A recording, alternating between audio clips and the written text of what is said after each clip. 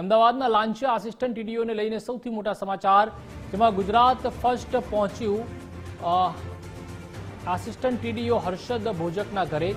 હર્ષદ ભોજકના ઘરેથી એસીબીએ 73 લાખ રૂપિયાની રોકડ જપ્ત કરી. હર્ષદ ભોજકના ઘરેથી 4.5 લાખ રૂપિયાનું સોનું પણ જપ્ત કરાયું.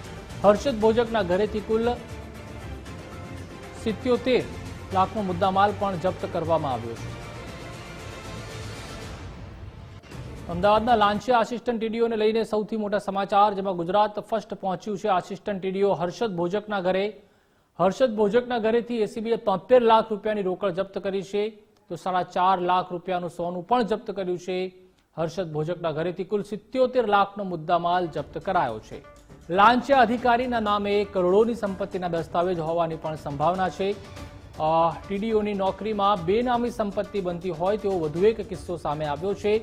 રાજકોટના મનસુખ સાગઠિયા બાદ વધુ એક લાંચિયા ટીડીઓ સકંજામાં આવ્યો છે.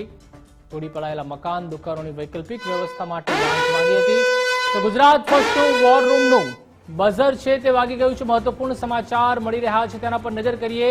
તો અમદાવાદના લાંચિયા આસિસ્ટન્ટ ટીડીઓને લઈને મહત્વપૂર્ણ સમાચાર, જેમાં ગુજરાત ફર્સ્ટ પહોંચ્યું આસિસ્ટન્ટ ટીડીઓ હર્ષદ ભોજકના ઘરે. હર્ષદ ભોજકના ઘરેથી એસીબીએ 73 લાખ રૂપિયાની રોકડ જપ્ત કરી છે, જે તમે અગાઉ જણાવ્યું. તેના ઘરેથી 4.5 લાખ રૂપિયાનું સોનું પણ મળી આવ્યું છે અને કુલ 77 લાખનો મુદ્દામાલ જપ્ત કર્યો છે. તો લાંચિયા અધિકારીના નામે કરોડોની સંપત્તિના દસ્તાવેજ હોવાની પણ સંભાવના છે.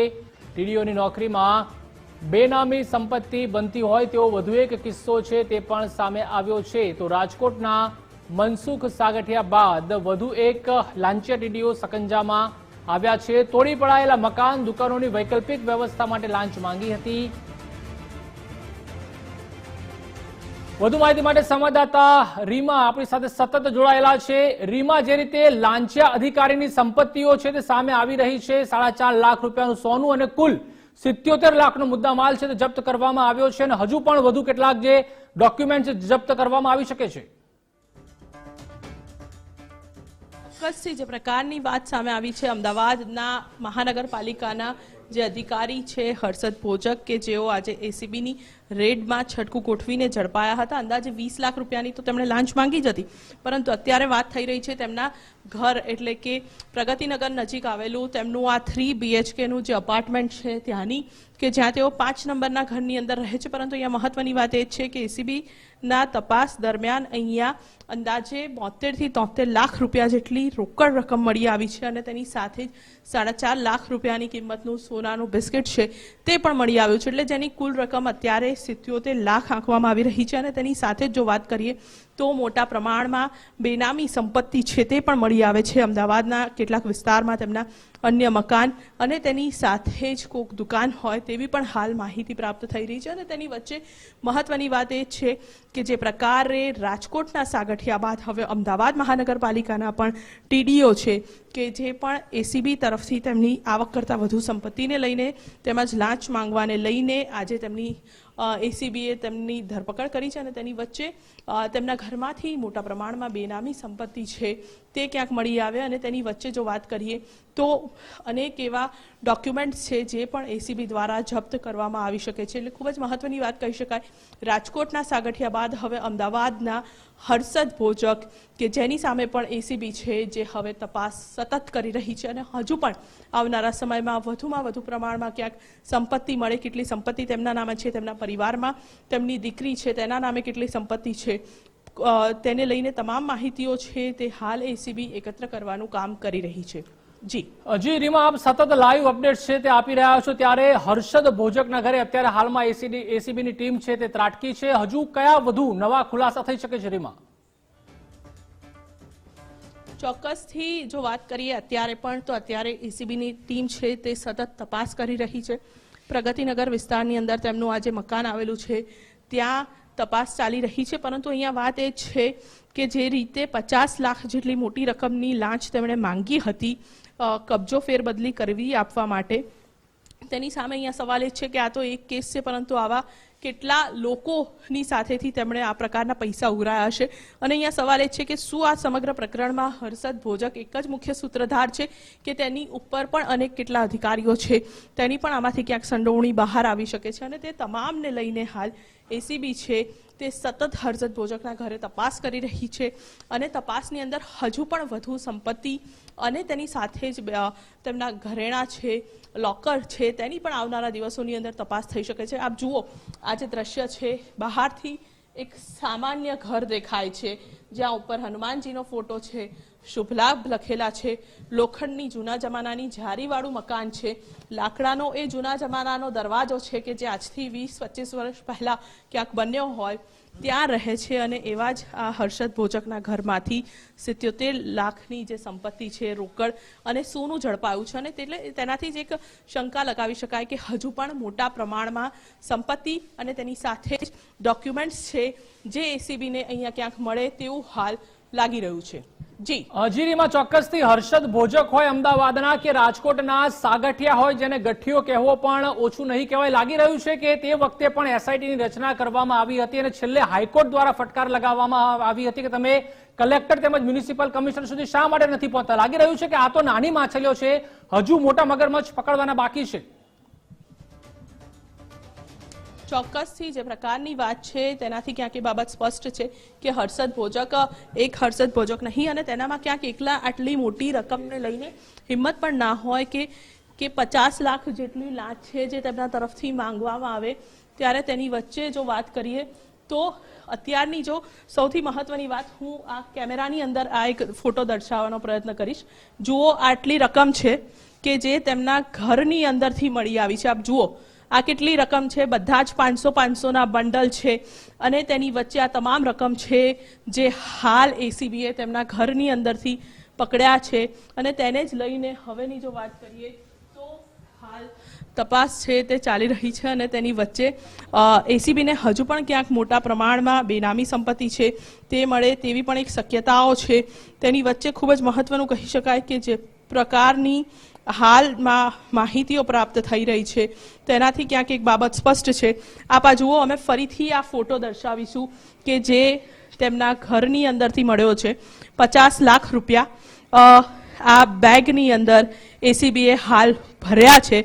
આપ જુઓ, આ એ 50 લાખ રૂપિયા છે કે જે અમદાવાદીઓએ તેમના કોઈ કામ કરાવવા માટે આપ્યા હશે, કે જે અમદાવાદીને ક્યાંક આશા હશે કે આ અધિકારી છે જે તેમનું કામ કરી આપશે, પરંતુ આ કામની બદલામાં તેમણે આ જ રોકડ રૂપિયા છે. આપ જુઓ, આ એ જ 50 લાખ છે કે જે તેમણે ક્યાંક કેટલાક અમદાવાદીઓની હાય લઈને લીધા હશે, કેટલાક અમદાવાદીઓનો જીવ બાળીને લીધા હશે અને આ એ જ 50 લાખ રૂપિયા હવે એસીબીએ કબજે કર્યા છે. એટલે ખૂબ જ મહત્વની વાત કહી શકાય કે અમદાવાદમાં પણ એક સાગઠિયા છે કે જેને ત્યાં હવે એસીબી તરફથી તપાસ છે, કેટલી સંપત્તિઓ મળી રહી છે તે તમામને લઈને હાલ તપાસ કરવામાં આવી રહી છે. એટલે ખૂબ જ મહત્વની વાત, 73 લાખ રૂપિયા રોકડા અને તેની સાથે 77 લાખ રૂપિયા કુલ છે તે મળી આવ્યા છે.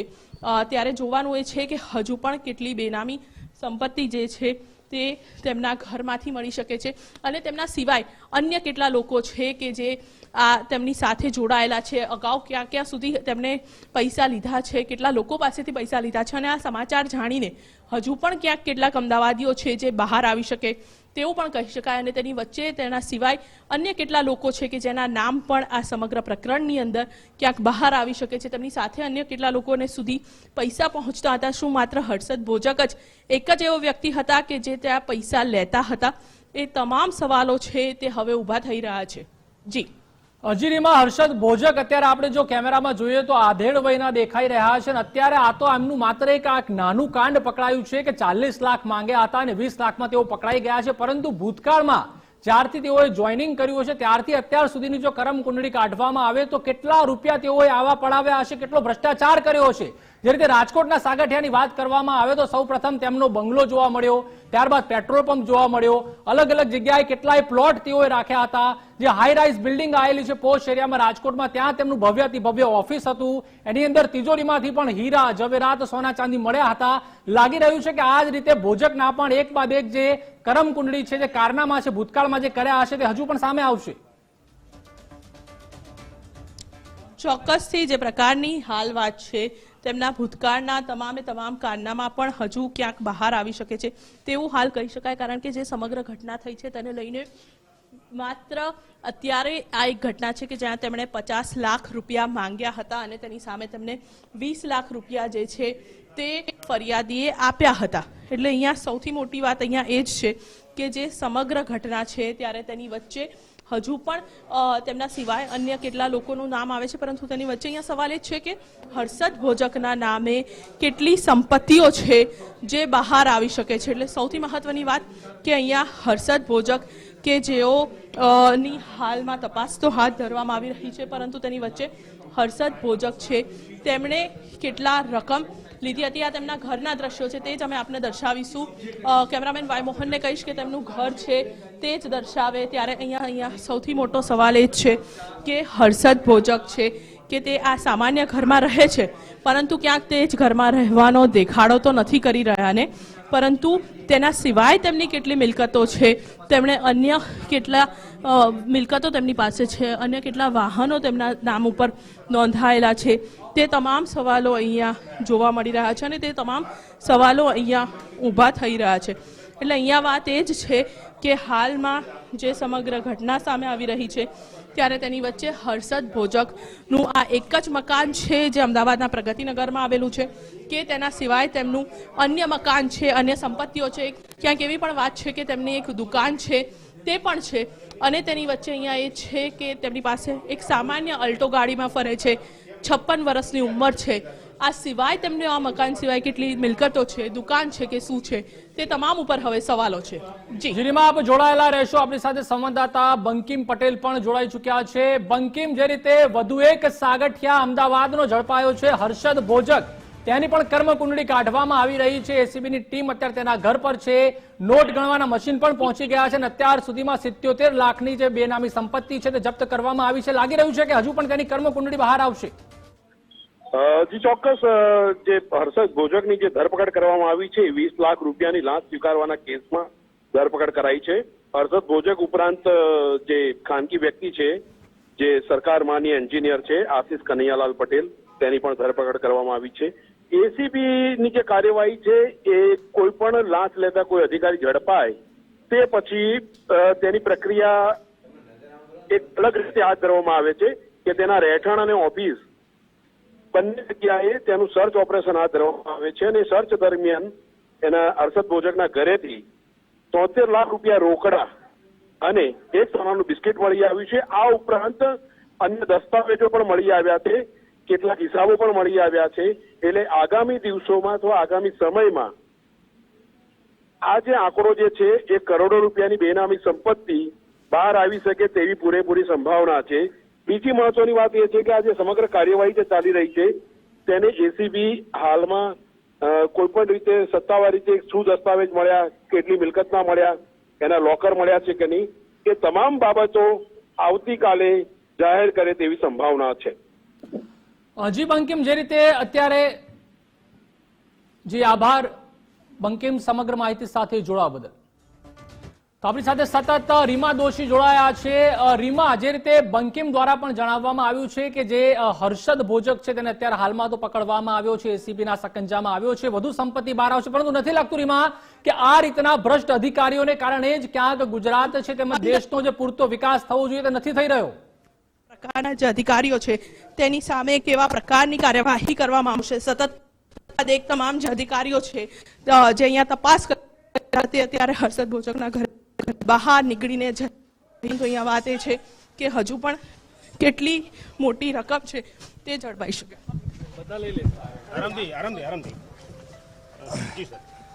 આજે ભોજકની જે 20 લાખ રૂપિયાની લાંચ લેતા પકડાઈ ગયેલાની જે ટ્રેપ થયેલી છે તેના કામે એમના રહેણાંકે ઝડપી એસીબીની ટીમે કરેલી છે. એમાં 73 લાખ જેવી રોકડ રકમ અને એક સોનાનું બિસ્કિટ લગભગ 4.5 લાખની કિંમતનું એમ કરીને 77 લાખ ઉપરાંતની રકમના રોકડ રકમ અને એક બિસ્કિટ એટલું કબજે થયેલું છે. બાકી દસ્તાવેજ અને બીજી નાની મોટી જે કંઈ રૂમ ઘરની હજી ઝડપી ચાલી રહેલ છે. વિશેષ ડિટેલ મળી હતી કાલે શેર કરવામાં આવશે. આની સાથે બીજા કોઈ કર્મચારી બીજા અધિકારીઓ સંડોવાયેલા હતા ખરા? હજુ તો ટ્રેપ તપાસ તો હજી ફરિયાદ ને પંચનામું ને એની બીજી પ્રક્રિયા ચાલી રહેલી છે. બીજી ટીમ અને અલગથી ઝડપીની કાર્યવાહી અહીંયા ચાલી રહેલી છે. તમામ વિગતો બીજી આવતીકાલે આપની સાથે શેર કરશું. હજુ તો એકદમ પ્રાથમિક તબક્કામાં છે તપાસ, અત્યારથી એ બાબતે તો કોમેન્ટ નહીં કરી શકાય, પરંતુ વિગતો મળશે તો કાલે શેર કરશું. પરિવારમાં કેટલા સભ્યો? એક એનો સન છે ને એમના ભાઈ છે, બે જ છે. સર, નામનો હોદ્દો તમારો? હું કેબી ચુડાસમા છું, આસિસ્ટન્ટ ડાયરેક્ટર, અમદાવાદ એકમ, ડીવાયએસપી. Thank you. તમે જોયું કે આ થી જે પ્રકારે વાત કરી શકાય કે જે રીતે સત્તાવાર અધિકારી તરફથી નિવેદન આપવામાં આવ્યું છે કે 73 લાખ રૂપિયા રોકડા અને તેની સાથે જ 10 ગ્રામનું સોનું છે જે મળી આવ્યું છે, જેની કિંમત અંદાજે 4.5 લાખ હતી.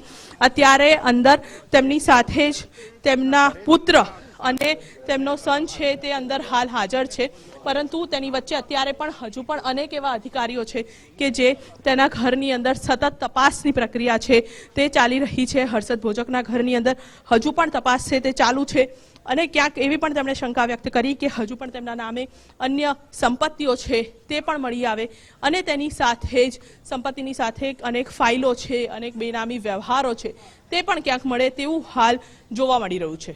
જી જીરીમાં અત્યારે હાલમાં તો એન્ટી કરપ્શન બ્યુરોના અધિકારી દ્વારા જે માહિતી આપવામાં આવી છે, હજુ ક્યાં સુધી તેમની જે તપાસ છે તે ચાલુ રહેવાની છે. અત્યારે હાલમાં એક અધિકારી તો બહાર નીકળ્યા છે, પરંતુ હજુ પણ શું ભોજકના ઘરે અન્ય અધિકારીઓ હાજર છે કે કેમ? ચોક્કસથી જે પ્રકારની વાત કરીએ, હજુ પણ ભોજકના ઘરે તપાસ છે તે હાલ ચાલી રહી છે. અન્ય અધિકારીઓ છે તે પણ ત્યાં અત્યારે તપાસ સતત કરી રહ્યા છે. અધિકારીઓ છે, કેટલાક અધિકારીઓ બહાર નીકળ્યા. સચિન છે આપણા સહયોગી, તેમની સાથે વાત કરીશું. સચિન, શું કહેશો આ પ્રકારના જે અધિકારીઓ છે સતત લાંચ લેતા પકડાઈ રહ્યા છે તેને લઈને હજુ પણ કેટલીક મોટી માછલીઓ બહાર આવી છે? ચોક્કસથી ખાસ જે રાજકોટ સાગઠિયા જેવા જે અધિકારીઓ પણ અહીં અમદાવાદ મ્યુનિસિપલ કોર્પોરેશનમાં પણ મળી આવ્યા છે. ખાસ હર્ષદ ભોજક દ્વારા જે રીતે 20 લાખની લાંચ લેતા જે એસીબી દ્વારા પકડાયા છે. અને મહત્વની વાત છે કે અમદાવાદમાં અન્ય અધિકારીઓ પણ અત્યારે હાલ આ કિસ્સામાં એટલે નામ ખોલી શકે છે. મહત્વની વાત છે કે જે અમદાવાદના વોર્ડ આવ્યા છે દરેક વોર્ડમાં જે રીતે દરેક વોર્ડમાં જે દબાણ અને જે રીતનું થતું હોય છે તે તમામમાં એક વોર્ડમાં થતું હોય છે. અને આવા જે અધિકારીઓ દ્વારા જે ખાસ સરકારના જે અધિકારીઓ દ્વારા જે આ લાંચ લેતા પકડાયા છે ખાસ, અને આવા અન્ય જે કોર્પોરેશનના અધિકારીઓ પણ આમાં મિલીભગત હોય અને બીજા સાગઠિયા પકડાય તો નવાઈ નહીં. જી, ચોક્કસથી એ બાબત સ્પષ્ટ છે કે અત્યારની જે પરિસ્થિતિ છે હજુ પણ સતત તપાસ છે તે ચાલી રહી છે. એસીબી દ્વારા આ દ્રશ્યો અમે દર્શાવીશું. એસીબીની ટીમ છે જે સતત હજુ પણ તપાસ કરી રહી છે. કેટલાક અધિકારીઓ બહાર નીકળ્યા, પરંતુ તેની વચ્ચે અહીંયા વાત એ જ છે કે ખૂબ જ મોટા પ્રમાણમાં અહીંયાથી બેનામી સંપત્તિ છે તે મળી આવી છે. હું આ એક વિડીયો કહીશ કેમેરા પર્સનને જે દર્શાવે.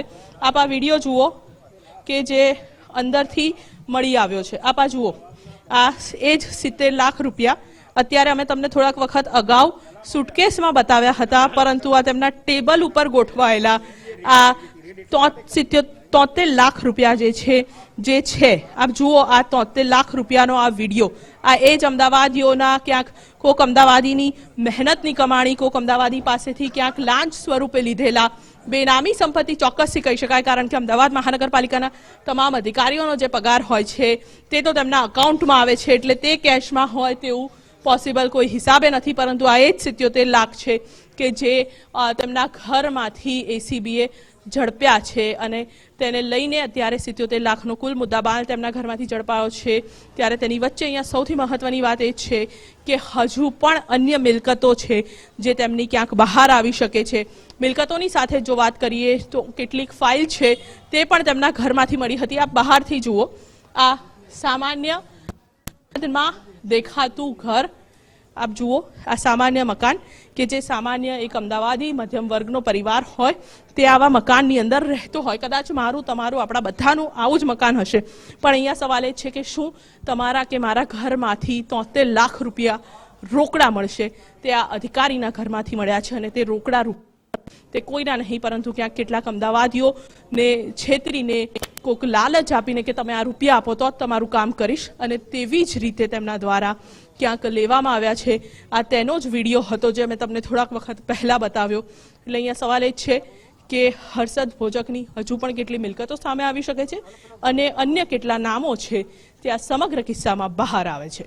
જી ચોક્કસ રીમાં અત્યારે હાલમાં તો એન્ટી કરપ્શન બ્યુરોની ટીમ દ્વારા જે કડક કાર્યવાહી છે તે કરવામાં આવી રહી છે, પરંતુ નથી લાગતું રીમાં કે ભૂતકાળમાં આપણે આવા અનેક દાખલા જોયા છે જ્યાં ભ્રષ્ટ અધિકારીઓ પકડાતા હોય છે, પરંતુ જે રીતે રાજકોટની વાત કરીએ કે મોરબી દુર્ઘટનાની વાત કરીએ, સુરત અગ્નિકાંડની વાત કરીએ, જે વખતે દર વખતે સામે આવે છે કે ક્યાંક છેલ્લે જ્યારે એસઆઈટીની પણ રચના કરવામાં આવતી હોય છે, એસઆઈટી દ્વારા રિપોર્ટ પણ સબમિટ કરવામાં આવતા હોય છે, પણ તેમ છતાં તંત્ર દ્વારા ક્યાંક કડક કાર્યવાહી નથી કરવામાં આવતી. છેલ્લે જે રીતે મેં અગાઉ પણ કહ્યું કે નાની માછલીઓને પકડવામાં આવે છે અને મોટા મગરમચ્છોને દર વખતે છોડી દેવામાં આવે છે.